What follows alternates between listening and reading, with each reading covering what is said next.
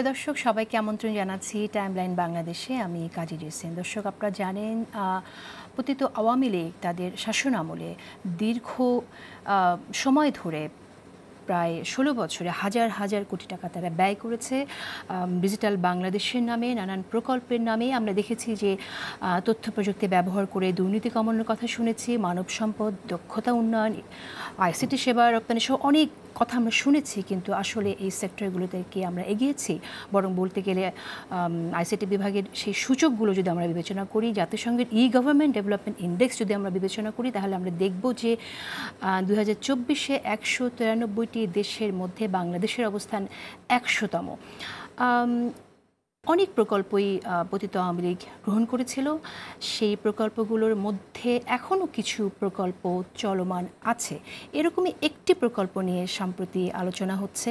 কেন এত আলোচনা? প্রকল্পটি জরুরি কেন? আমরা সে বিষয়ে কথা বলবো। এর পাশাপাশি আসলে আমরা আইসিটিতে কতটুকু এগিয়ে যাচ্ছি, বাংলাদেশে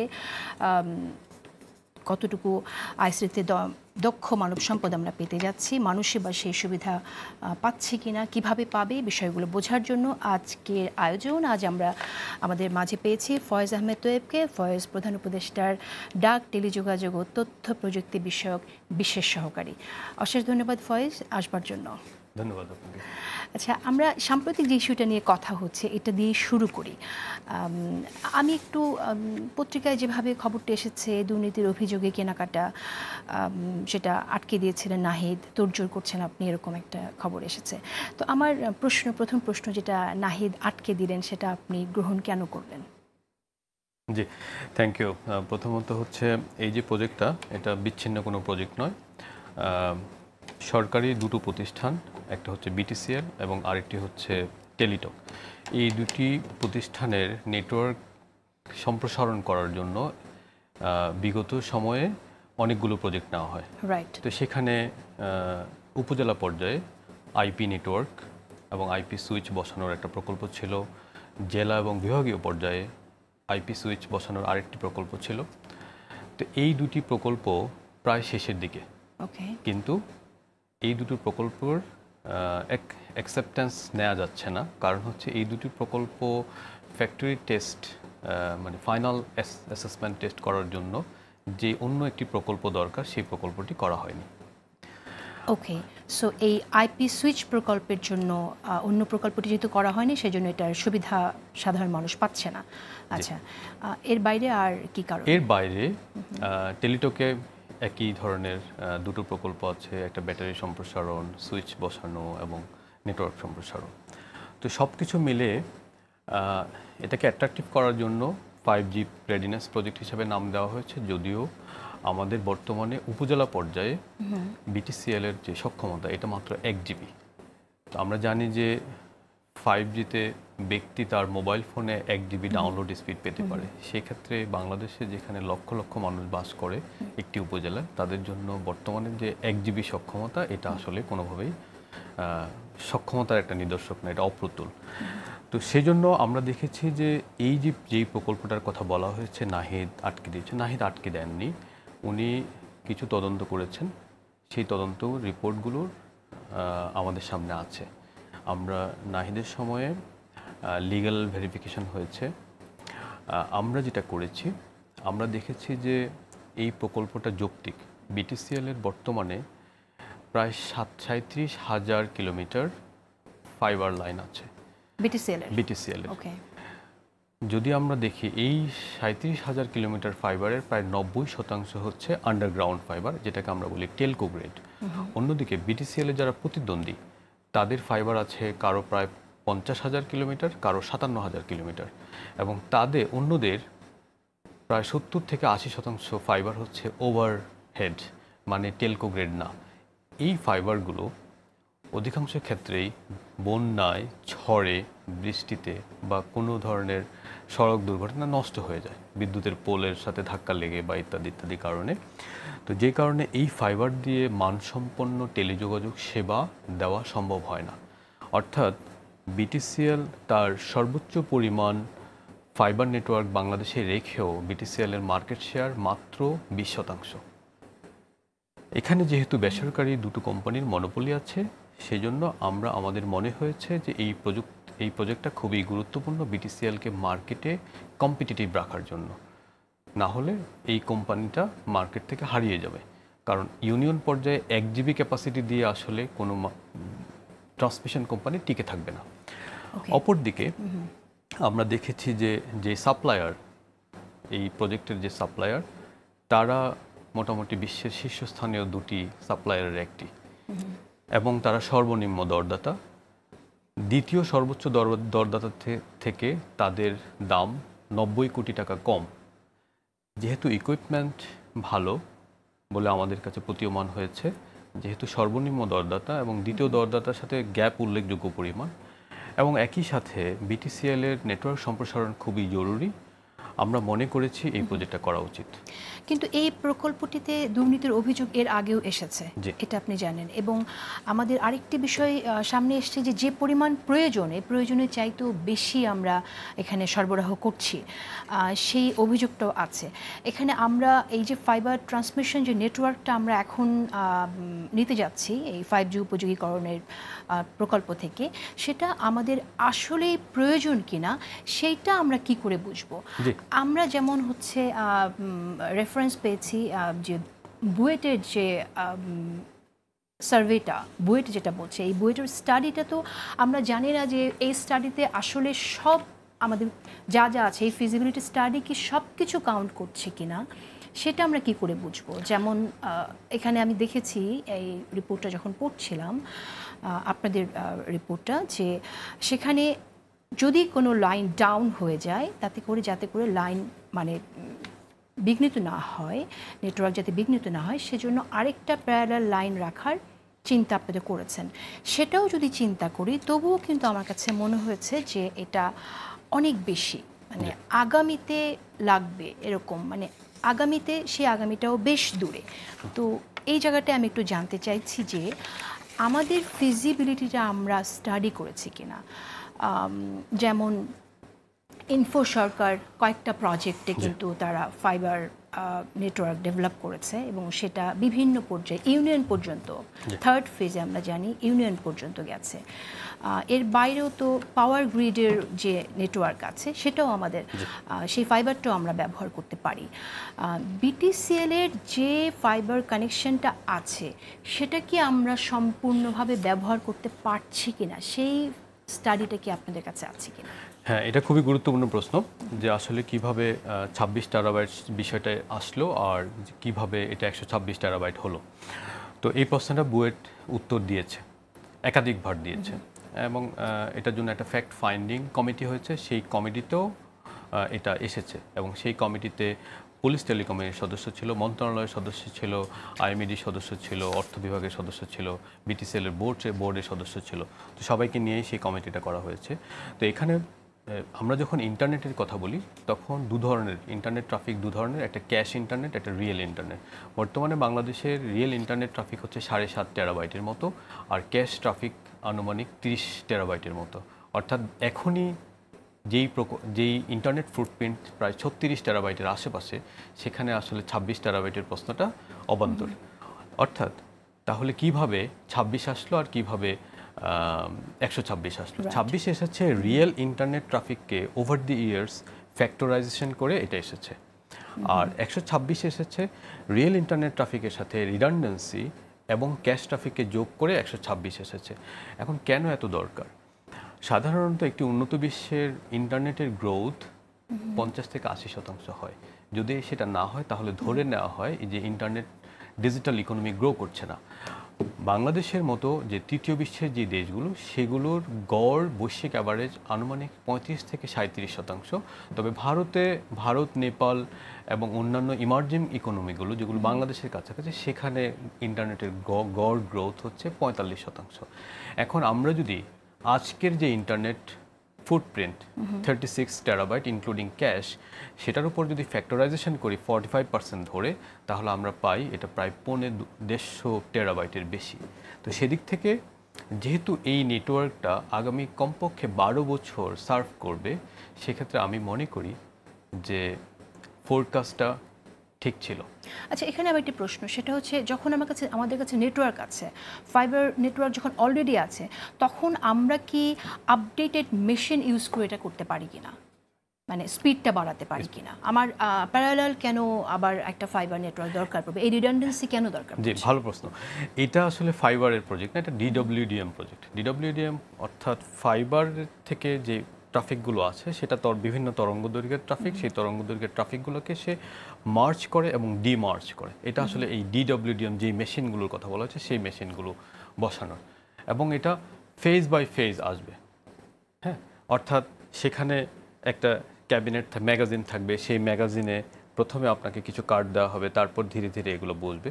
তো এখন আমি যেহেতু বলছি যে আমরা এখন 126 কিনছি ক্যাশ সহ, যেহেতু 2030 খুবই কাছে, সেজন্য ওই ম্যাগাজিনে আরও কিছু এমটি স্লট থাকবে যেখানে আপনি কার্ড ইনসার্ট করে ক্যাপাসিটিটা আরও বাড়িয়ে নিতে পারবেন। অর্থাৎ আমরা এখন 2030-এ 126 পর্যন্ত যাচ্ছি, কিন্তু সত্যিকারভাবে যদি ডিজিটাল ইকোনমি গ্রো করে তাহলে আমরা দেখতে পাবো আজ থেকে 12 বছর পরে বাংলাদেশের ইন্টারনেট ফুটপ্রিন্ট প্রায় 200 টেরাবাইটের কাছাকাছি চলে যাবে। ওকে, কিন্তু তারপরও আমি ধরলাম যে এই চাহিদার কথা চিন্তা করেও কোথাও কোথাও আমি দেখতেছি এটা একদম মানে 4 গুণ 5 গুণ। এইটা কেন? মানে যেমন আমি এখানে যদি সবগুলো বিভাগের যদি ক্লাস্টার দেখি, আমার ধারণা এটা আপনি নিজেও দেখেছেন, এত বেশি কেন সেটা? হ্যাঁ, এত বেশি আমরা নিচ্ছি কেন? এত বেশি কারণ হচ্ছে আমার এখানে দুটো স্তর আছে। একটা স্তর হচ্ছে আমার আপস্ট্রিম আর একটা ডাউন স্ট্রিম। ডাউন স্ট্রিমে আমার ক্যাপাসিটি কম লাগবে, হ্যাঁ, কিন্তু আপ স্ট্রিমে যেখানে ট্রাফিক মার্চ করবে এবং রিডান্ডেন্সি একাধিক পাথ লাগবে, সেজন্য মার্কসিং এবং ডিমার্কসিং পয়েন্টে আমার ক্যাপাসিটি বেশি লাগবে। ওকে, এখন একটি বিষয়, সেটা হচ্ছে যে বুয়েট যে রিপোর্টটি আপনি দিয়েছে, সেই রিপোর্টটি তো টোটাল বা সম্পূর্ণ রিপোর্টটা কিন্তু আমাদের কাছে অ্যাভেলেবেল না। তাহলে হয়তো দেখতে পারতাম যে বুয়েট কোন কোন কানেকশনগুলোকে এবং রিকোয়ারমেন্টগুলোকে এখানে মানে গুরুত্ব দিয়ে বিবেচনা করেছে এবং কাউন্ট করেছে, সেটা দেখতে পারতাম। এটা একটি বিষয়। আরেকটি বিষয় হচ্ছে যে বুয়েটের রিপোর্টই কেন এখানে এত গুরুত্ব পাচ্ছে, মানে বুয়েটের বাইরেও যারা এক্সপার্ট আছে তাদেরকে নিয়ে একটা কমিটি করে, এটা যেহেতু প্রজেক্টটা অলরেডি কোয়েশ্চেন্ড, তাহলে ওটা করা যেত কিনা? হ্যাঁ, যেত, সেটা আমি করেছি। সেটা যেহেতু আপনি জানেন যে আমরা প্রি শিপমেন্ট করতে পারিনি, মাননীয় প্রধান উপদেষ্টার একটা নির্দেশনা ছিল যে ঠিকাদারের টাকায় বিদেশ ভ্রমণকে নিরুৎসাহিত করা হয়েছে। সেজন্য এখানে ফ্যাক্টরি অ্যাসেসমেন্ট টেস্টটা আমরা করতে পারিনি। সেজন্য আমরা বলেছি যে টেন্ডার ডকুমেন্টের 38.4 ধারায় এখানে বলা হয়েছে যদি না করা যায় তাহলে পোস্ট ইন্সপেকশন করে একটা সার্টিফিকেশনের মাধ্যমে যেটি করা হয়। ওই সার্টিফিকেশনের জন্য আমরা একটা কমিটি করছি। সেই কমিটিতে আমরা বাংলাদেশ প্রকৌশল বিশ্ববিদ্যালয়ের অধ্যাপককে রেখেছি, ঢাকা বিশ্ববিদ্যালয়ের অধ্যাপককে রেখেছি এবং একজন ইন্ডাস্ট্রি এক্সপার্ট রেখেছি যিনি দীর্ঘ সময় বাংলাদেশে এবং দেশ বিদেশের টেলিকম ইন্ডাস্ট্রিতে কাজ করেছে, ট্রান্সমিশন, ব্যাকবোন ট্রান্সমিশনে।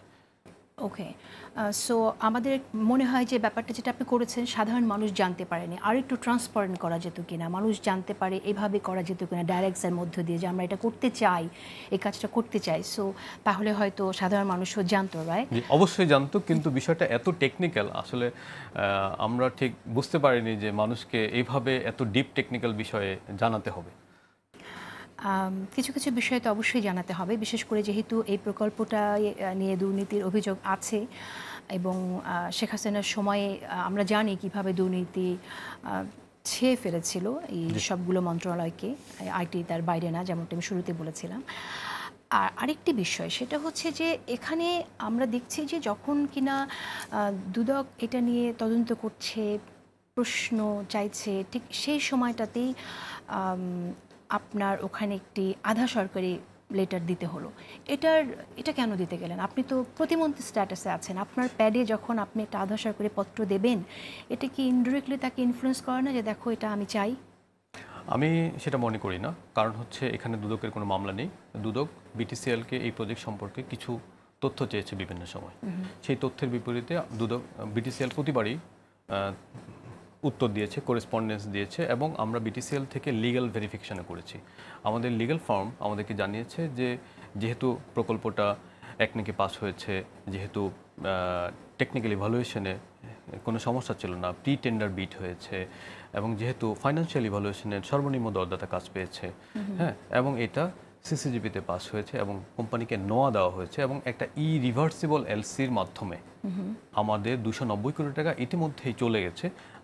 আপনি যদি দেখেন যে টেন্ডার ডকুমেন্টের 106 নম্বর পাতা এটা পরিষ্কারভাবে বলা আছে রিভোকেবল এলসি। তো আমার সেই টাকাটা চলে গেছে। তাহলে আমাদের কাছে মনে হয়েছে যে এই কাজটা যেহেতু টাকা চলে গেছে, আমরা কাজটা করতে পারছি না, সেখানে এই টাকাটা ফিরে পাওয়া যাবে না এবং ভেন্ডর কর্তৃপক্ষ নোয়া পাওয়ার পর ইন্টারন্যাশনাল টেন্ডারের বিপরীতে সে মামলা করতে পারে। তো এবং যেহেতু আমাদের কাছে মনে হয়েছে যে ইকুইপমেন্টগুলো দরকার, বিটিসিএল যদি এই মুহূর্তে ক্যাপাসিটিটা এক্সপানশন না করে, যেখানে আমরা বলছি যে তার সর্বোচ্চ সংখ্যক টেলকো গ্রেড ফাইবার থাকার পরেও সে মার্কেটে থার্ড, এই অবস্থায় সে যদি 1 জিবি উপজেলা পর্যায়ে ক্যাপাসিটি নিয়ে বসে থাকে তাহলে সে মার্কেটে আউট হয়ে যাওয়ার একটা সম্ভাবনা আছে। সেজন্য আসলে আধা সরকারি পত্র দেওয়ার আগে আমি নিজে দুদকে গিয়েছি, আমাদের টেলিকম সচিব সহ দুদকে যখন নিয়ে যে গিয়েছি, সেখানে দুদকের কমিশনার ছিলেন এবং চেয়ারম্যান মহোদয় ছিলেন। তাদের উপস্থিতিতে আমি বিষয়টা ব্যাখ্যা করেছি। ব্যাখ্যা করার এক পর্যায়ে তখন বলা হয়েছে যে আমাদেরকে বিস্তারিত জানানো হোক। তার প্রেক্ষিতে আমি আধা সরকারি পত্রটা দিয়েছি, অর্থাৎ আমি আউট অফ নাথিং এই আধা সরকারি পত্রটা দিইনি।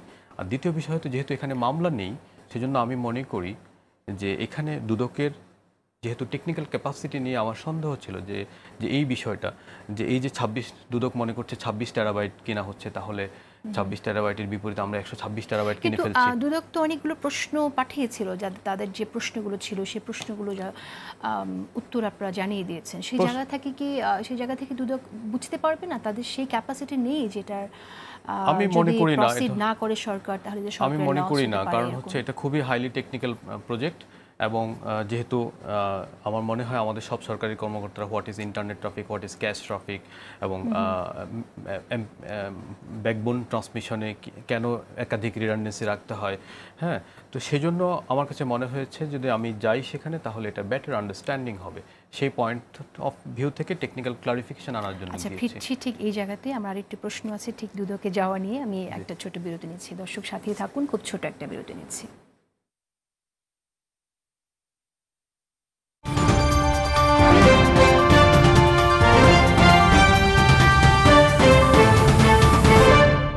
সময়ের থেকে এগিয়ে থাকাটাই স্মার্টনেস। ক্লায়েন্টের সাথে প্রথম বড় কাজ, সেলিব্রেট করলাম বন্ধুদের সঙ্গে, সেখানেও আমার কার্ডই ভরসা। থিয়েটারে যে ছেলেটা আমার মেকআপ করতো, ওকে দিয়েছিলাম আমার ব্যাংকটার খোঁজ। এসএমই লোন নিয়ে দেশের বাড়িতে দেখতে দেখতে দারুণ একটা খামার গড়ে তুলল। আমার গ্রামটায় পৌঁছে গেছে আমার ব্যাংক, মানুষ এখন দূর শহরে যায় না ব্যাংকিং এর জন্য। আর এদিকে দেশের কর্পোরেট সেক্টর যতটা এগিয়েছে সেটাও আমার ব্যাংকটার জন্যই। আজকাল দেশে বিদেশে ফ্লাইট ওঠার আগেও আমার ব্যাংকটার আতিথ্য গ্রহণ করি। ও ভুলে গিয়েছিলাম ফান্ড ট্রান্সফারের কথা। ইউনাইটেড কমার্শিয়াল ব্যাংক পিএলসি 4 দশক পেরিয়ে সময়ের থেকে এগিয়ে, একসাথে এক পথে।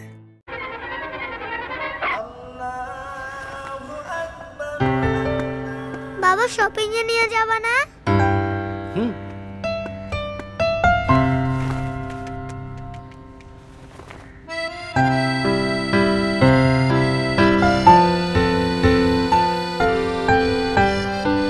চার দশকেরও বেশি সময় ধরে ইউসিবি ব্যাংক, যার শরিয়া ভিত্তিক আধুনিক ইসলামী ব্যাংকিং ইউসিবি তাকওয়া, আগামী প্রজন্মের অনুপ্রেরণা, একসাথে এক পথে। সময়ের থেকে এগিয়ে থাকাটাই স্মার্টনেস। ক্লায়েন্টের সাথে প্রথম বড় কাজ, সেলিব্রেট করলাম বন্ধুদের সঙ্গে, সেখানেও আমার কার্ডই ভরসা। থিয়েটারে যে ছেলেটা আমার মেকআপ করতো, ওকে দিয়েছিলাম আমার ব্যাংকটার খোঁজ। এসএমই লোন নিয়ে দেশের বাড়িতে দেখতে দেখতে দারুণ একটা খামার গড়ে তুলল। আমার গ্রামটায় পৌঁছে গেছে আমার ব্যাংক, মানুষ এখন দূর শহরে যায় না ব্যাংকিং এর জন্য। আর এদিকে দেশের কর্পোরেট সেক্টর যতটা এগিয়েছে সেটাও আমার ব্যাংকটার জন্যই। আজকাল দেশে বিদেশে ফ্লাইট ওঠার আগেও আমার ব্যাংকটার আতিথ্য গ্রহণ করি।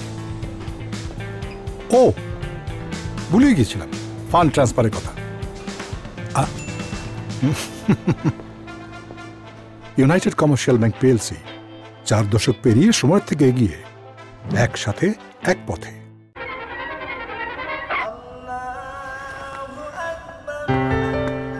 বাবা শপিং এ নিয়ে যাবা না?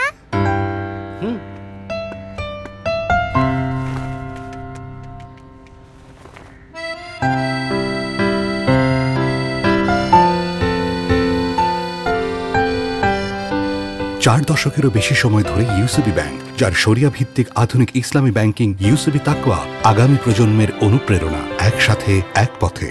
সময়ের থেকে এগিয়ে থাকাটাই স্মার্টনেস। ক্লায়েন্টের সাথে প্রথম বড় কাজ, সেলিব্রেট করলাম বন্ধুদের সঙ্গে, সেখানেও আমার কার্ডই ভরসা। থিয়েটারে যে ছেলেটা আমার মেকআপ করতো, ওকে দিয়েছিলাম আমার ব্যাংকটার খোঁজ। এসএমই লোন নিয়ে দেশের বাড়িতে দেখতে দেখতে দারুণ একটা খামার গড়ে তুলল।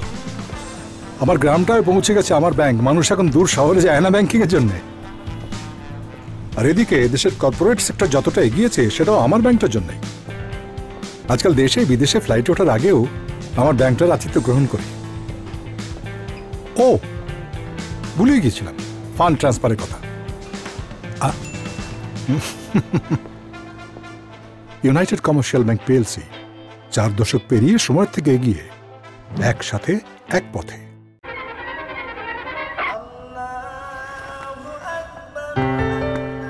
বাবা শপিং এ নিয়ে যাবা না?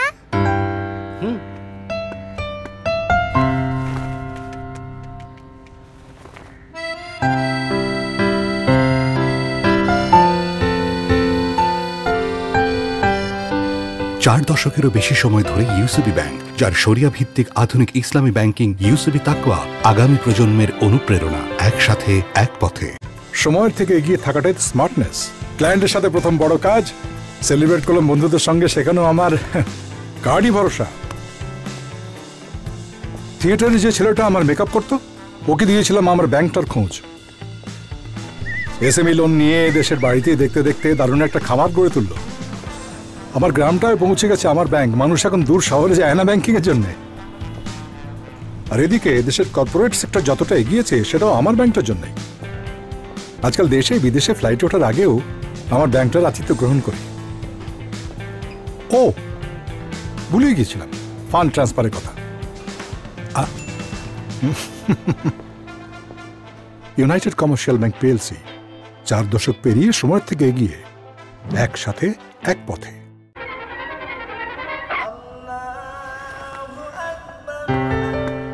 বাবা শপিং এ নিয়ে যাবা না?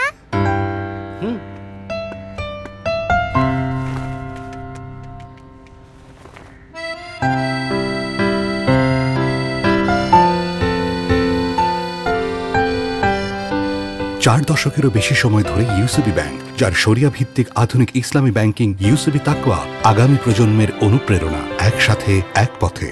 সময়ের থেকে এগিয়ে থাকাটাই স্মার্টনেস। ক্লায়েন্টের সাথে প্রথম বড় কাজ, সেলিব্রেট করলাম বন্ধুদের সঙ্গে, সেখানেও আমার কার্ডই ভরসা। থিয়েটারে যে ছেলেটা আমার মেকআপ করতো, ওকে দিয়েছিলাম আমার ব্যাংকটার খোঁজ। এসএমই লোন নিয়ে দেশের বাড়িতে দেখতে দেখতে দারুণ একটা খামার গড়ে তুলল। আমার গ্রামটায় পৌঁছে গেছে আমার ব্যাংক, মানুষ এখন দূর শহরে যায় না ব্যাংকিং এর জন্য। আর এদিকে দেশের কর্পোরেট সেক্টর যতটা এগিয়েছে, সেটাও আমার ব্যাংকটার জন্য। আজকাল দেশে বিদেশে ফ্লাইটে ওঠার আগেও আমার ব্যাংকটার আতিথ্য গ্রহণ করি। ও ভুলেই গিয়েছিলাম ফান্ড ট্রান্সফারের কথা। ইউনাইটেড কমার্শিয়াল ব্যাংক পিএলসি 4 দশক পেরিয়ে সময়ের থেকে এগিয়ে, একসাথে এক পথে।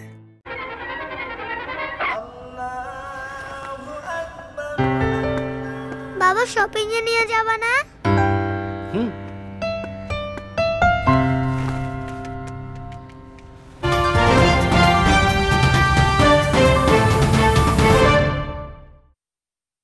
প্রিয় দর্শক, আপনারা দেখছেন টাইমলাইন বাংলাদেশ। ধন্যবাদ সবাইকে আমাদের সাথে থাকার জন্য।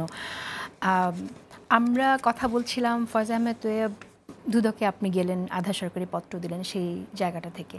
তো যেহেতু বিষয়টা একটু জটিল, তো আপনি কি আসলে এটা অন্য কারোর সাথে আলোচনা করেছিলেন কিনা উপদেষ্টা পরিষদের, যে আপনি এটা কি করণীয়, মানে ঠিক কেন এত জরুরি হলো যে নিজের কাঁধে নিয়ে আপনি এটা করতে গেলেন? ঠিক আছে, গুরুত্বপূর্ণ সুন্দর প্রশ্ন।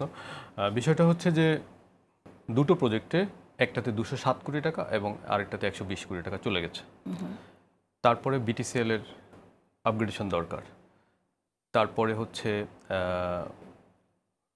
আমাদের ক্যাপাসিটি এক্সপানশন দরকার। একটা ইরিভার্সিবল এলসিতে টাকা চলে গেছে এবং ইকুইপমেন্টে আমাদের কোনো ধরনের কোনো সন্দেহ নেই। সুতরাং আমার কাছে মনে হয়েছে যে এই কাজটা করা দরকার।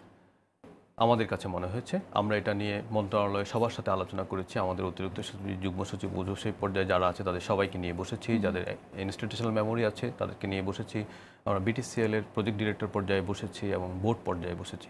সবার সর্বসম্মত সিদ্ধান্তের বিপরীতে আমরা এই সিদ্ধান্তটা নিয়েছি। কিন্তু ধরেন আপনি যদি চান, আপনি নিজেদের ভেতরে যদি বসেন, তাহলে আপনি চাইলে পরে তো বিটিসিএল এর অন্য যারা তারা আসলে চাইবে এই জিনিসটা, আপনি যদি করতে চান এই প্রকল্পটা নিয়ে সামনে প্রসিড করতে চান, তখন তো সেটা চাইবেই। কিন্তু এই জন্য আমি বলছি যে এর বাইরে আপনার সংগঠনের, সংস্থার বাইরে, প্রতিষ্ঠানের বাইরে আপনি উপদেষ্টা পরিষদে অন্যদের কারোর সাথে আলোচনা করেছিলেন কিনা, বা আনফর্মালি আলোচনা হয়েছে। ওকে, কারণ হচ্ছে যে এই প্রকল্পটা যখন আমরা তাকাই তখন দেখি যে যখন নেওয়া হলো তখন অনেক দুর্নীতির অভিযোগ, অনেক তথ্য লুকোচুরি করা হয়েছে, করে এই প্রকল্পটি দেয়া হয়েছিল আমরা দেখেছি। না, দুর্নীতির অভিযোগ এসেছে এটা সুস্পষ্টভাবে টেকনিক্যাল ইভ্যালুয়েশন, ফাইন্যান্সিয়াল ইভ্যালুয়েশন হওয়ার পরে যখন মন্ত্রী তার পছন্দের ভেন্ডরকে কাজ পাইয়ে দিতে পারেনি, তখন উনি প্রসেস ভায়োলেট করে তৎকালীন টেলিযোগাযোগ মন্ত্রী পিডিকে দিয়ে একটা ইভ্যালুয়েশন কমিটি কল করে, যেটা অবৈধ ছিল। এই মিটিংটা ডাকা হয় একটা মাত্র ভেন্ডরের একটা আপত্তির কারণে। এই ভেন্ডর প্রিবিড টেন্ডারে উপস্থিত ছিল, এই আপত্তিটা সে প্রিবিড টেন্ডারে করেছে। যখন সে সর্বনিম্ন দরদাতা হতে পারেনি, তখন মন্ত্রীকে দিয়ে এটা করেছে। আমি স্পষ্টভাবে ধারণা করি যে এখানে মন্ত্রী এবং ওই ভেন্ডরের সাথে একটা অর্থনৈতিক আদান প্রদান হয়ে থাকতে পারে। তো সুতরাং 90 কোটি টাকা বেশি দিয়ে আরেকটা কোম্পানিকে ইন করানোর জন্য তৎকালীন টেলিযোগাযোগ মন্ত্রী এই অবৈধতা কাজটা করেছে, যেটা পরবর্তীতে সিপিটিউতে সেখানে ইভ্যালুয়েশন কমিটিকে ডাকা হয়েছে, দেখা হয়েছে যে ইভ্যালুয়েশনে কোনো সমস্যা ছিল না। আর অত্যন্ত সারপ্রাইজিংভাবে যেই 3টা গ্লোবাল ভেন্ডর যাদের অফিস গুলশান এবং বনানীতে, তাদেরকে এখানে নন রেসপন্সিভ দেখানো হয়েছে, হুইচ রিয়েলি ফানি। তো আমার কাছে মনে হয়েছে যেহেতু অন্য প্রজেক্টগুলো হয়ে গেছে এবং একই সাথে এই প্রজেক্টটা যদি রিটেন্ডারিংয়ে যায়, যেই টেন্ডারিংয়ে আগের বার তৃতীয় দরদাতা ছিল 100, আমি যদি বলি প্রকল্পের প্রাক্কলিত ভ্যালু ছিল, ডিপিপি প্রাক্কলিত ভ্যালু 463 কোটি টাকা, আর ডিভিশনাল যে ইয়েটা হয় সেখানে ছিল 442 কোটি টাকা এবং চুক্তিমূল্য ছিল 326 কোটি টাকা। সেকেন্ড হাইয়েস্ট ছিল আরও 90 কোটি টাকা বেশি, থার্ড হাইয়েস্ট ছিল 200 সামথিং কোটি টাকা বেশি। এখন আমাদের মনে হয়েছে যেহেতু ডলারের দাম ডিভ্যালু করেছে 35% ইন দি মিন টাইম, এটা যদি আমরা রিটেন্ডারে যাই আমাদের এখানে 500 কোটি টাকার বেশি লাগবে, কারণ আগের টেন্ডারিংয়ে থার্ড লোয়েস্ট সেই 504 কোটি টাকা অফার করেছিল। তো সুতরাং সব কিছু মিলে আমরা মন্ত্রণালয়ে সিদ্ধান্ত নিয়েছি যে আমাদের এই প্রজেক্টটা দরকার, সুতরাং আমরা করেছি। আর প্রথম আলোর যে রিপোর্টটা আপনি কথা বলেছেন, সেখানে আসলে আমাকে ব্যক্তিগতভাবে আক্রমণ করা হয়েছে, চরিত্র হনন করা হয়েছে, কার্টুনাইজ করা হয়েছে। যেই প্রজেক্টের নোয়া হয়ে গেছে, সিপিটিউতে পাস করেছে, সিসিজিপিতে সরকারি ক্রয় কমিটিতে পাস করেছে, ইভ্যালুয়েশন কমিটি সিপিটিউ দ্বিতীয়বার করেছে, সেই প্রজেক্টটা আপনি আটকে রাখে এমনিতেই আমাদের বিরুদ্ধে প্রকল্প বাস্তবায়নে অক্ষমতার একটা অভিযোগ আছে, সেখানে যদি আমরা কাজ করি তাহলে সেটাকে অবশ্যই তোড়জোড় বলার আমি দেখলাম যে আপনি সেক্ষেত্রে এই রিপোর্টের পরে একটি মন্তব্য আপনি করেছেন যে রাষ্ট্রের অর্থ সাশ্রয়, প্রকল্প সমন্বয় এবং সরকারি প্রতিষ্ঠানের অনুকূলে অত্যন্ত যৌক্তিক কারিগরি সক্ষমতা তৈরি করতে গিয়ে আমি টেলিকম মাফিয়াদের রোশানলে পড়েছি, আমি দস্যু চক্রের কবলে। মাফিয়া সিন্ডিকেটগুলোর মূল চরিত্র এটাই যে আপনি সৎ থাকবেন, মাফিয়া স্বার্থে আঘাত হানবেন, তখন সব হায়নারা আপনাকে ঘিরে ধরবে। এই টেলিকম মাফিয়া কারা? এই টেলিকম মাফিয়া হচ্ছে, আমরা যদি বিটিসিএলই বলি, তাহলে বিটিসিএল এবং টেলিটকে একটা বিশেষ সিন্ডিকেট 1998 থেকে আজ পর্যন্ত ডমিনেট করছে এবং এদের হাত ধরে মানহীন জিনিসপত্রের একটা ডাম্পিং গ্রাউন্ড হয়ে গেছে বিটিসিএল। এবং এর বাইরে বিগত 15 বছরে আওয়ামী লীগ একটা পলিসির এগেনস্টে, ILDTS লং ডিস্টেন্স টেলিকমিউনিকেশন পলিসির এগেনস্টে 3573টা লাইসেন্স দিয়েছে। এবং যেখানে বিশ্ব বর্তমানে ইউনিফাইড লাইসেন্সিংয়ের দিকে যাচ্ছে, সেখানে তারা 7 থেকে 8 স্তরের একটা লাইসেন্সিং জেলায়, উপজেলায়, বিভাগে একটা হায়ারার্কিক্যাল স্ট্রাকচার তৈরি করেছে। এই হায়ারার্কিক্যাল স্ট্রাকচারটার চরিত্র হচ্ছে এরকম যে আমরা যদি গ্রামীণ ফোন দেখি তাহলে সে 50,000 কোটি টাকা বিনিয়োগ করেছে, রবি 45,000, বা বাংলা লিঙ্ক 35,000 এইরকম একটা ইকোসিস্টেমে কিছু ব্যক্তি মাত্র 2, 5 কিংবা 10 কোটি টাকা দিয়ে একটা সার্ভার বসিয়ে সেখানে টোল কালেকশন করা শুরু করেছে। এবং এই টোলগুলোর পরিমাণ এত বেশি যে IOF নামক একটা টোল কালেকশন মেকানিজমের মাধ্যমে শুধুমাত্র সালমান এফ রহমান 1100 কোটি টাকা হাতিয়েছে, যার 900 কোটি টাকা সরাসরি বেক্সিমকো কম্পিউটার্সের অ্যাকাউন্টে গিয়েছে। এবং একই সাথে যখন মোবাইল কোম্পানিগুলো নিজেদের মধ্যে কল লেনদেন করে, সেখানে ICX নামে একটা লাইসেন্স দেওয়া হয়েছে, যেই লাইসেন্সের নজির পৃথিবীর কোথাও নেই। সেখানে তারা প্রতি কলে 5 পয়সা করে বিলিয়ন কলের উপরে একটা টোল কালেকশন সিস্টেম তৈরি করেছে। এই সিস্টেমে তারা বলে যে তারা 50% সরকারকে রেভিনিউ দেয়, যেখানে তাদের আসলে 95% দিলেও তাদের কোনো লস থাকতো না, সেখানে তারা 50% দিয়ে বাকি 500 কোটি টাকা পকেট আউট করেছে। তো এই ধরনের মাফিয়াদের দৌরাত্মে আমি পড়েছি বিশেষ করে, কারণ হচ্ছে আমি চাচ্ছি যে এই লাইসেন্সিং রেজিমটাকে ব্রেক করে এখানে একটা সুন্দর একটা সিম্পল।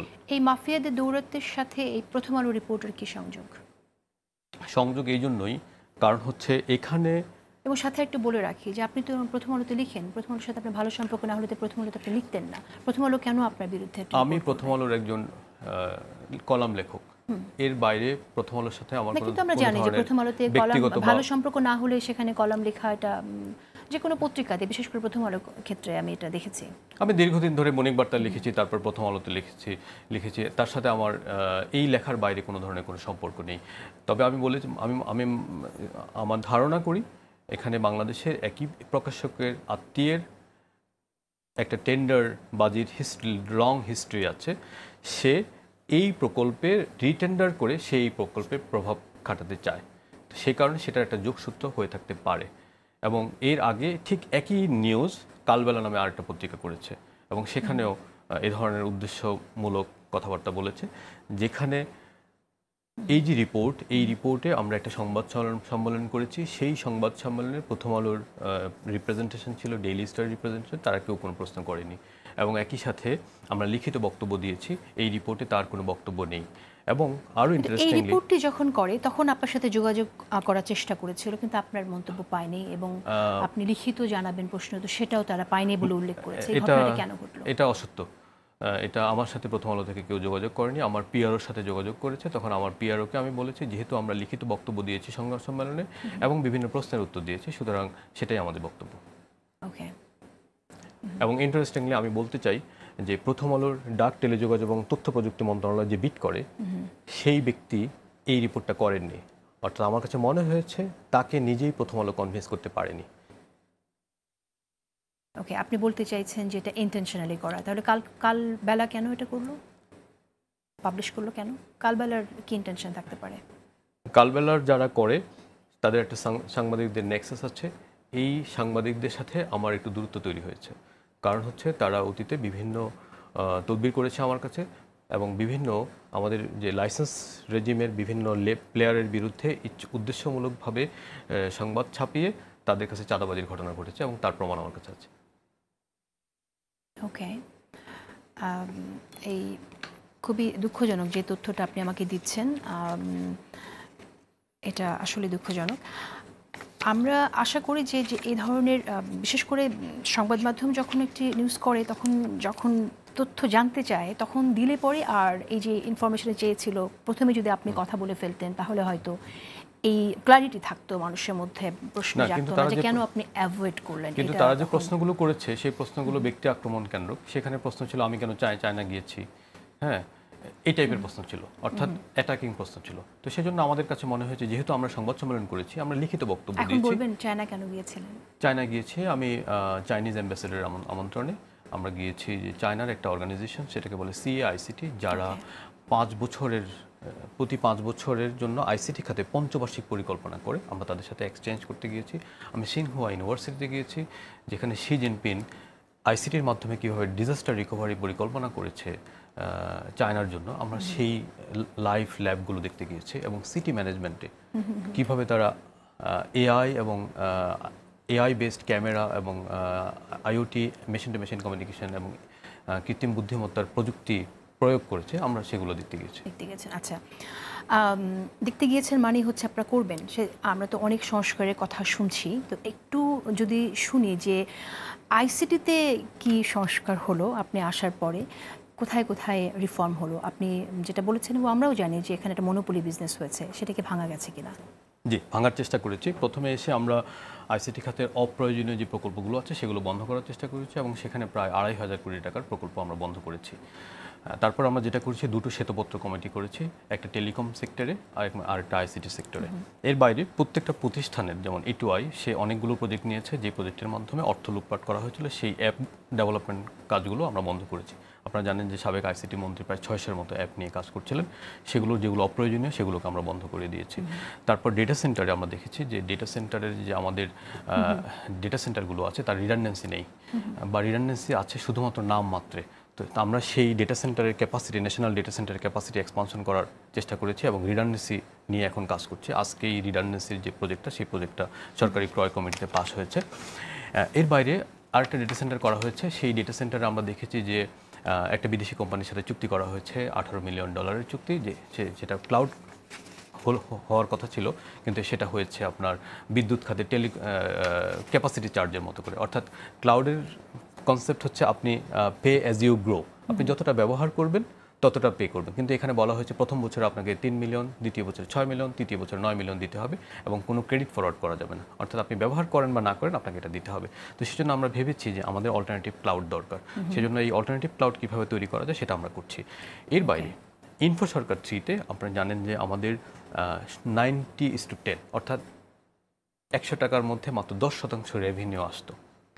তাও সেটা লো স্ট্রিমে, আপ স্ট্রিমে কোনো রেভিনিউ আসতো না। যে রেভিনিউটা আসতো, আমাদের দুটো কোম্পানিকে এই ফাইবারগুলো দেওয়া হয়েছে, তারা যে রেভিনিউটা আসতো, এই রেভিনিউ থেকে তারা আপ স্ট্রিম মেনটেন্যান্স খরচটা বিয়োগ করে বাকি রেভিনিউর মাত্র 10% রেভিনিউ, আমরা সেই চুক্তিগুলো সংশোধনের উদ্যোগ নিয়েছি। এর বাইরে বাংলাদেশ ইনফো সরকারের কথা যেহেতু বললেন, তাহলে আমি আবারও আসি, কারণ আমরা জানি যে ফেজ 1, ফেজ 2, ফেজ 3-তে সারা দেশে ইউনিয়ন পর্যায়ে পর্যন্ত এই কানেক্টিভিটি, ফাইবার কানেক্টিভিটি সেই সময় করা হয়েছে। এই কানেক্টিভিটিকে আপগ্রেডেড করা যেত না? মানে আমরা আবারও সেই ঘুরে এই প্রজেক্টের জায়গাতেই আসছে যে রিডান্ডেন্সিটা অ্যাভয়েড করার জন্য এটা আমরা করতে পারতাম কিনা, ইমপ্রুভ করতে পারতাম। এই ক্যাপাসিটি আপগ্রেড করতে হলে আপনাকে DWDM মেশিনারি, অর্থাৎ মাক্স এবং ডিমাক্স ক্যাপাসিটি বসাতে হবে। এখন এই যে ফাইবার 3, ইনফো সরকার 1, 2, 3, এটা আসলে দুটো বেসরকারি কোম্পানিকে দিয়ে দেওয়া হয়েছে। অর্থাৎ they operate it, they earn revenue, এবং এটা কাইন্ড অফ তাদের হয়ে গেছে। এটা সরকারের, এটার উপর কোনো নিয়ন্ত্রণ নেই, ঠিক আছে? অর্থাৎ আপনি যে বলছেন যে বিটিসিএল এজ এ প্লেয়ার, তার সাথে আসলে ইনফো সরকার 3-র কোনো সম্পর্ক নেই। ইনফো সরকার 3-গুলো বেসরকারি দুটো কোম্পানির অধীনে দিয়ে দেওয়া হয়েছে। জি, ওকে। আর বিটিসিএল এর যা আছে ক্যাপাসিটি, সেটা কি আমরা সম্পূর্ণ ব্যবহার করতে পারছি আসলে? হ্যাঁ, পারছি। বিটিসিএল তো এখন এই মুহূর্তে 20% মার্কেট শেয়ার আছে। যদি আমরা ক্যাপাসিটিটা এক্সপান্ড করতে পারি এবং তার SLA, সার্ভিস লেভেল এগ্রিমেন্টটা যদি সীমিত, অর্থাৎ ফাইবার কাটা গেলে কত দ্রুত সেই ফাইবারটাকে রিস্টোর করতে পারে, এই সক্ষমতা যদি তৈরি করতে পারি, তাহলে বিটিসিএলের অবশ্যই সক্ষমতা আছে। কারণ হচ্ছে অন্যরা যেই ফাইবারটা দেয় সেটা ওভারহেড ফাইবার, সেটা দিয়ে আসলে আপনার মোবাইল টাওয়ারে ফাইবারাইজেশন করা যায় না। বাংলাদেশে এই মুহূর্তে মাত্র 22-25% মোবাইল টাওয়ার ফাইবারাইজেশনের আওতায়। অর্থাৎ খুবই স্বল্প সক্ষমতায় আমাদের মোবাইল টাওয়ারগুলো আমাদের হাজার হাজার লক্ষ লক্ষ মানুষকে ডেটা ইন্টারনেট সেবা দিচ্ছে, যে কারণে আমাদের ডেটার মান খারাপ। অর্থাৎ আমরা যদি এই ফাইবার নেটওয়ার্কে এক্সপান্ড না করি, তাহলে এই যে এখন আমাদের ফাইবারাইজেশনের টার্গেট, মোবাইল টাওয়ার ফাইবারাইজেশনের টার্গেট 80%-এর কাছাকাছি থাকার কথা ছিল, এটা যদি আমরা এক্সপান্ড না করি, আমরা আগামী 5 বছর এটা অর্জন করতে পারবো না। ওকে, বিগ ডেটা নিয়ে কথা বলতে চাই। জি, আমরা তো জানি যে এর আগে পরিচয়.com.bd, সেখান থেকে আমার তো মনে হয় আমাদের ন্যাশনাল আইডি বিশ্বের সবার কাছে আছে অনেকের, রাইট? তো এখন আমরা বিগ ডেটা প্রোটেকশনের জন্য কি করছি? এর ছাড়াও সংস্কারে আরও কিছু বিষয় নিয়ে কথা বলবো। একটা ছোট বিরতি নিচ্ছি। প্রিয় দর্শক, সাথে থাকুন, খুব অল্প সময়ের মধ্যেই ফিরবো।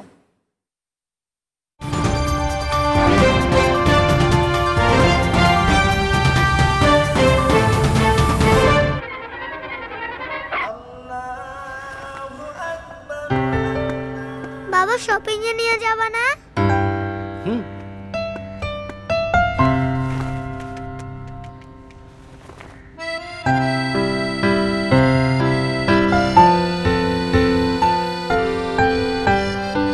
চার দশকেরও বেশি সময় ধরে ইউসিবি ব্যাংক, যার শরিয়া ভিত্তিক আধুনিক ইসলামী ব্যাংকিং ইউসিবি তাকওয়া, আগামী প্রজন্মের অনুপ্রেরণা। একসাথে, এক পথে। সময়ের থেকে এগিয়ে থাকাটাই তো স্মার্টনেস। ক্লায়েন্টের সাথে প্রথম বড় কাজ, সেলিব্রেট করলাম বন্ধুদের সঙ্গে, সেখানেও আমার কার্ডই ভরসা।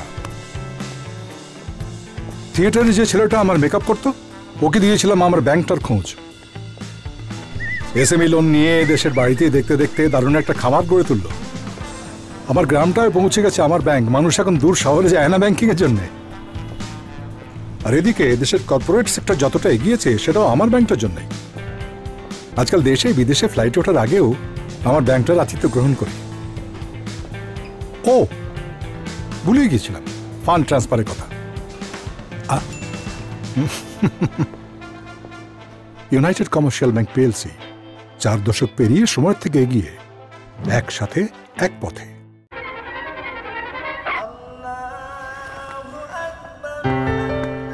বাবা শপিং এ নিয়ে যাবা না?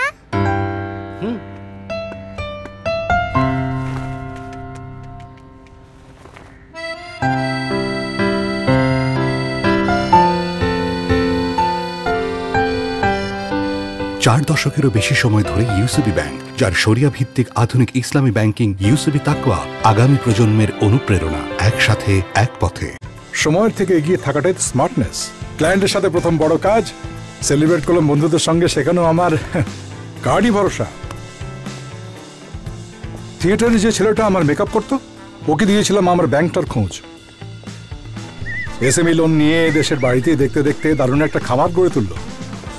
আমার গ্রামটায় পৌঁছে গেছে আমার ব্যাংক, মানুষ এখন দূর শহরে যায় না ব্যাংকিং এর জন্য। আর এদিকে দেশের কর্পোরেট সেক্টর যতটা এগিয়েছে সেটাও আমার ব্যাংকটার জন্য। আজকাল দেশে বিদেশে ফ্লাইট ওঠার আগেও আমার ব্যাংকটার আতিথ্য গ্রহণ করি। ও ভুলেই গিয়েছিলাম ফান্ড ট্রান্সফারের কথা।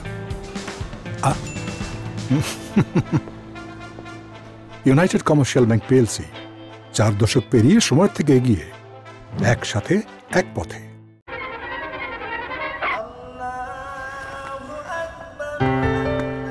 বাবা শপিং এ নিয়ে যাবা না?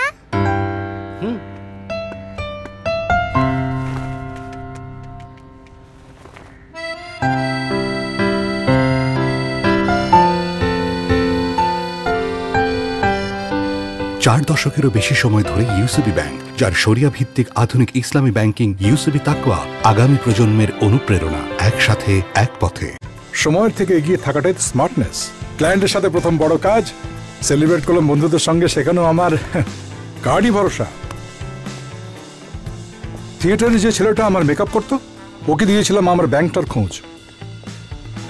এসএমই লোন নিয়ে দেশের বাড়িতেই দেখতে দেখতে দারুণ একটা খামার গড়ে তুললো।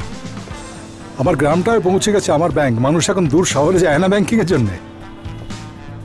আর এদিকে দেশের কর্পোরেট সেক্টর যতটা এগিয়েছে সেটাও আমার ব্যাংকটার জন্য। আজকাল দেশে বিদেশে ফ্লাইট ওঠার আগেও আমার ব্যাংকটার আতিথ্য গ্রহণ করি। ও ভুলেই গিয়েছিলাম ফান্ড ট্রান্সফারের কথা। ইউনাইটেড কমার্শিয়াল ব্যাংক পিএলসি 4 দশক পেরিয়ে সময়ের থেকে এগিয়ে, একসাথে এক পথে।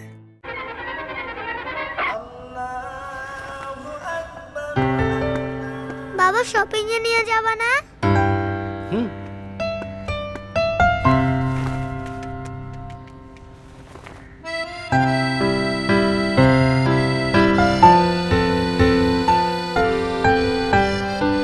4 দশকেরও বেশি সময় ধরে ইউসিবি ব্যাংক, যার শরিয়া ভিত্তিক আধুনিক ইসলামী ব্যাংকিং ইউসিবি তাকওয়া আগামী প্রজন্মের অনুপ্রেরণা, একসাথে এক পথে। সময়ের থেকে এগিয়ে থাকাটাই স্মার্টনেস। ক্লায়েন্টের সাথে প্রথম বড় কাজ, সেলিব্রেট করলাম বন্ধুদের সঙ্গে, সেখানেও আমার কার্ডই ভরসা। থিয়েটারে যে ছেলেটা আমার মেকআপ করতো ওকে দিয়েছিলাম আমার ব্যাংকটার খোঁজ। এসএমই লোন নিয়ে দেশের বাড়িতেই দেখতে দেখতে দারুণ একটা খামার গড়ে তুললো। আমার গ্রামটায় পৌঁছে গেছে আমার ব্যাংক, মানুষ এখন দূর শহরে যায় না ব্যাংকিং এর জন্য। আর এদিকে দেশের কর্পোরেট সেক্টর যতটা এগিয়েছে সেটাও আমার ব্যাংকটার জন্য। আজকাল দেশে বিদেশে ফ্লাইট ওঠার আগেও আমার ব্যাংকটার আতিথ্য গ্রহণ করি। ও ভুলেই গিয়েছিলাম ফান্ড ট্রান্সফারের কথা। ইউনাইটেড কমার্শিয়াল ব্যাংক পিএলসি 4 দশক পেরিয়ে সময়ের থেকে এগিয়ে, একসাথে এক পথে।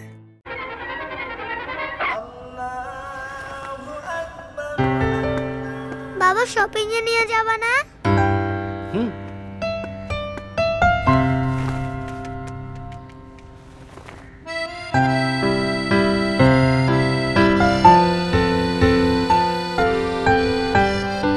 4 দশকেরও বেশি সময় ধরে ইউসিবি ব্যাংক, যার শরিয়া ভিত্তিক আধুনিক ইসলামী ব্যাংকিং ইউসিবি তাকওয়া আগামী প্রজন্ম।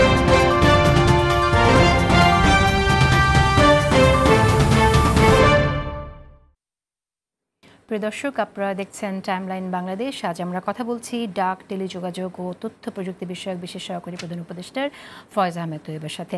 ফয়েজ আহমেদ তৈয়ব, আমরা বিগ ডেটা নিয়ে কথা বলছিলাম বিরতিতে যাওয়ার আগে। তো বিগ ডেটা প্রোটেকশনের জন্য আপনারা রিফর্ম নিয়ে যেহেতু কথা হচ্ছে, এই সময়ের মধ্যে কি উদ্যোগ নিয়েছেন? জি, খুবই গুরুত্বপূর্ণ ইস্যু। আমরা 4 ধাপে এটা নিয়ে কাজ করছি, আসলে অনেক কাজ করছি। একটাবারে একটা স্বপ্নযাত্রা যেটাকে বলে, এইরকম একটা যাত্রা শুরু করতে যাচ্ছি। কারণ বিগত সরকারের আমলে যেই ডিজিটালাইজেশনগুলো হয়েছে, এটা আমাদেরকে কিছু ডিজিটাল আইল্যান্ড তৈরি করে দিয়েছে। অর্থাৎ তাদের অনেকগুলো সাইলো তৈরি করেছে, এই সাইলোগুলোর মধ্যে কোনো কানেক্টিভিটি নেই। তো যে কারণে আমরা যেটা করছি, আমরা পাশাপাশি কোন আইনগুলো তৈরি নেই। আপনি দেখেছেন যে ডিএসএ ছিল, কিন্তু ডিএসএ একটা বিতর্কিত আইন ছিল। তো আমরা প্রথমে সাইবার সেফটি অর্ডিন্যান্স, সাইবার সুরক্ষা আইন এনেছি, সেখানে কৃত্রিম বুদ্ধিমত্তা, জুয়া ইত্যাদি ইত্যাদি এনেছি। তো এখন আমরা যেটা করছি তথ্য সুরক্ষা নিয়ে, যেটা আপনি বলেছেন যে 5 কোটি মানুষের তথ্য ডার্ক ওয়েবে পাওয়া যাচ্ছে। তো সেজন্য আমরা ব্যক্তিগত তথ্য সুরক্ষা আইন নিয়ে কাজ করছি। তো ব্যক্তিগত তথ্য সুরক্ষা আইন নিয়ে কাজ করার সময় আমরা উপলব্ধি করেছি যে এটাকে আরেকটু এক্সপান্ড করা দরকার, বর্ধিত করা দরকার। সেটা করতে গিয়ে আমরা ইন্টার অপারেবিলিটি লেয়ার নিয়ে কাজ করছি। অর্থাৎ এই যে ডিজিটাল আইল্যান্ডগুলো করেছে, আমরা চাচ্ছি যে একটা ডেটা গভর্নেন্স ফ্রেমওয়ার্ক তৈরি করতে, যাতে করে দেশে 2টা বাস তৈরি হয়, একটা হাইওয়ে তৈরি হয়, একটা কানেক্টিভিটি হাইওয়ে এবং আরেকটা সার্ভিস হাইওয়ে। তো এটার জন্য আমরা প্রাইম মিনিস্টার কার্যালয়ের আন্ডারে উইথ জুডিশিয়াল ভেটিং আমরা একটা অথরিটি তৈরি করছি, ডেটা গভর্নেন্স অথরিটি। এ ধরনের অথরিটি ইতিমধ্যেই পৃথিবীর বিভিন্ন দেশে হয়েছে। এবং আপনি জানেন পৃথিবীর বিভিন্ন দেশে আর আইসিটি বা টেলিকম মন্ত্রণালয় বলা হয় না, ডিজিটাল ট্রান্সফরমেশন মিনিস্ট্রি বলা হয়। আচ্ছা, তো এই জন্য আমরা যেটা করেছি, প্রথমে লিগ্যাল ফাউন্ডেশনটা ঠিক করছি, যেখানে আমরা cyber safety ordinance, data protection ordinance, data governance and interoperability ordinance, বা যেহেতু আমরা নির্বাচিত সংসদ নেই, সেজন্য এটা এখন অর্ডিন্যান্স আমরা বলছি। এর বাইরে আমরা এআই এবং ক্লাউড এবং ব্লকচেইন পলিসি নামে আরেকটা পলিসি করব। তো লিগ্যাল গ্রাউন্ডটা শেষ হওয়ার পরে আমরা ইন্টারঅপারেবিলিটি করব বিভিন্ন, সেটার স্বরূপটা হবে কি, বিভিন্ন মন্ত্রণালয় একটা এপিআই কানেক্টিভিটির মাধ্যমে একটা এক্সচেঞ্জের সাথে যুক্ত হবে। এই এক্সচেঞ্জে আমরা ডেটা ব্রোকার বসাবো, যারা চেক করবে যে কে কাকে কেন কিভাবে সিকিউর ওয়েতে ডেটা দিচ্ছে কিনা, সেই ডেটা পাওয়ার অধিকার রাখে কিনা, কিংবা যেই ডেটা ফিল্টার নিচ্ছে প্রসেসটা কিভাবে হচ্ছে। এরপরে আমরা যেটা করব, আপনি যেটা বলছেন citizen ID authentication, citizen ID authentication লেয়ারটা করবে। আওয়ামী লীগ নিচের 2টা লেয়ার না করে সরাসরি 3য় লেয়ার নিয়ে কাজ করেছে, যে কারণে প্রোটেক্টেড ছিল না, যে কারণে এই ডেটাটা লিক হয়ে গেছে। তার বাইরে এর উপরে আমাদের সার্ভিস লেয়ার হবে। এই সার্ভিস লেয়ারের জন্য আমরা সরকারের যে কোর অফ বাংলাদেশ ইকোনমি, এই ধরনের 5টা অর্গানাইজেশন নিয়ে কাজ করছি। এনবিআর, পরিসংখ্যান bureau, IMD and planning commission, অর্থ মন্ত্রণালয়ের বিভিন্ন প্রতিষ্ঠান এবং অডিট দপ্তর। আমরা চাচ্ছি এই প্রত্যেকটা উইংয়ে আমরা আবার নিজেদের মধ্যে কানেক্টিভিটি করব, যাতে ট্যাক্স নেটটা প্রত্যেকটা কর্পোরেটের ইআরপি থেকে এপিআই দিয়ে কানেক্ট হয়, যাতে তাকে সেকেন্ডারি ডেটার উপরে ট্যাক্স নেট ক্যালকুলেট করতে না হয়। একইভাবে ভ্যাটের জন্য ভ্যাট নেটটা এমনভাবে এক্সপান্ড করা হবে যাতে প্রত্যেকটা পেমেন্ট গেটওয়ে অ্যাগ্রিগেটর কিংবা পেমেন্ট ওয়ালেট, অর্থাৎ যেখানে ইকেওয়াইসি বা ব্যক্তি বা বিন বা টিন তার ফাইন্যান্সিয়াল সেটেলমেন্ট করে, সেই সোর্স থেকে আমরা ভ্যাট স্লিপটা ডিজিটাল টোকেনের মধ্যে আনার চেষ্টা করছি। Thank you so much. আমি পরের প্রশ্নে যেতে চাই, সেটা হচ্ছে আমরা তো রিফর্ম নিয়ে কথা বলছিলাম, বিটিআরসি নিয়ে একটু কথা বলি, যে বাংলাদেশ টেলিকম রেগুলেটরি কমিশন, যেটা আসলে স্বাধীন ছিল, কিন্তু আমরা জানি যে এটা আওয়ামী মন্ত্রী যিনি ছিলেন, তিনি এটা আইসিটি মিনিস্টার যিনি ছিলেন, তিনি এটা মন্ত্রণালয়ের অধীনে নিয়ে আসলেন। তো এই কমিশনটাকে আবার স্বাধীন কেন করা হচ্ছে না? খুবই গুরুত্বপূর্ণ প্রশ্ন এটা। এই কমিটিটাকে স্বাধীন করার জন্য আমরা 10টা এজেন্ডা নিয়ে কাজ করছি। সেখানে এই একটা স্বাধীন কমিশন কিভাবে জবাবদিহিতা নিশ্চিত করতে পারবে, সেটার আমরা একটা প্রক্রিয়া খুঁজছি। এবং এটা নিয়ে আমি সংবিধান সংস্কার কমিটির যিনি সভাপতি, তার সাথেও আমি আনঅফিশিয়ালি কথা বলেছি একাধিকবার। আমি হিউম্যান রাইটস অর্গানাইজেশনগুলোর সাথে কথা বলেছি।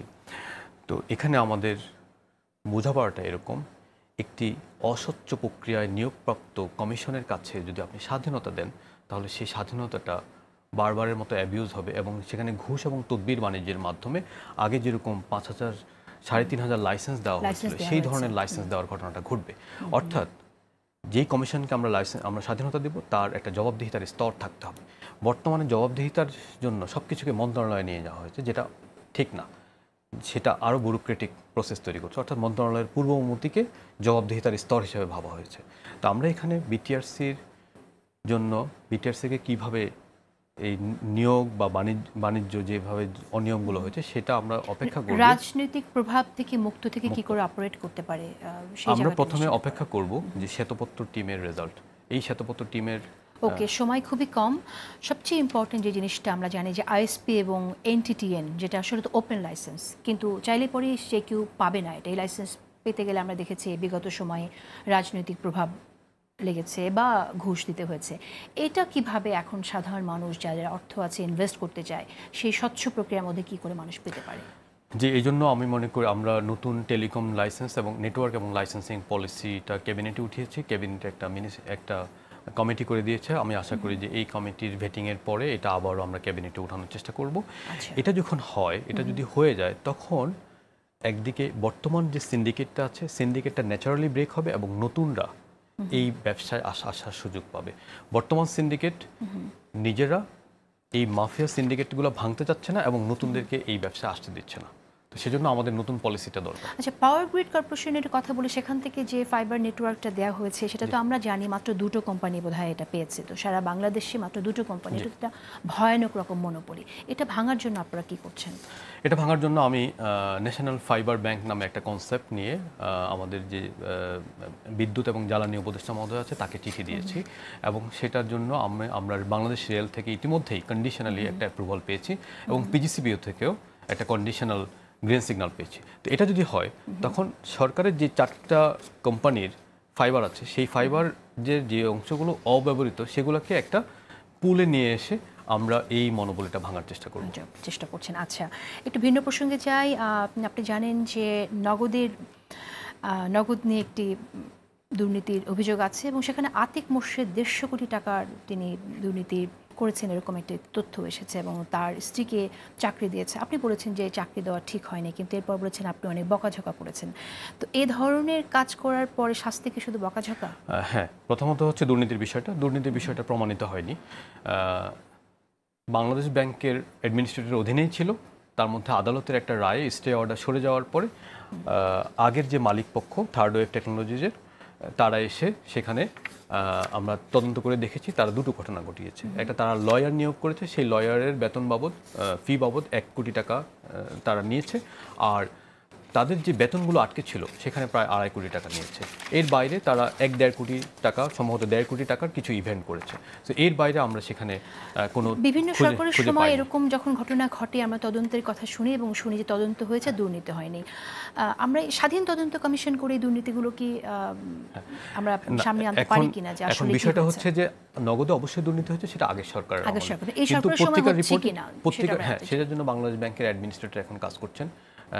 নগদ আপনি জানেন যে আদালতের রায়টা স্থগিত হয়ে গেছে, সুতরাং নগদে আবার বাংলাদেশ ব্যাংকের অ্যাডমিনিস্ট্রেটর বসিয়েছে। তবে আমি বকাঝকা করেছি, এর বাইরেও আমি কাজ করেছি।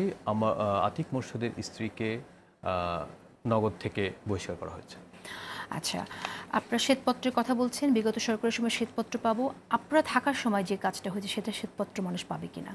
সেটা শ্বেতপত্র নিশ্চয়ই পরবর্তী সরকার করবে। আচ্ছা, আপনি তো যে যুক্তরাষ্ট্রের সাথে যে ট্যারিফ নিয়ে আলোচনা হচ্ছে সেই টিমে আপনি ছিলেন এবং আপনি জানেন যে এটা নিয়ে অনেক এখানে যারা ব্যবসা করছেন তারা অভিযোগ করেছেন যে এক্সপার্টদের রাখা হয়নি বা লবিস্ট নিয়োগ করা হতো। যে উদ্যোগটা এখন আপনারা নেওয়ার চেষ্টা করছেন, লাইক গম কিনে বা বোয়িং কিনে, সেটা আপনারা আরও আগে করলে হয়তো একটু টেনশনটা কম থাকতো।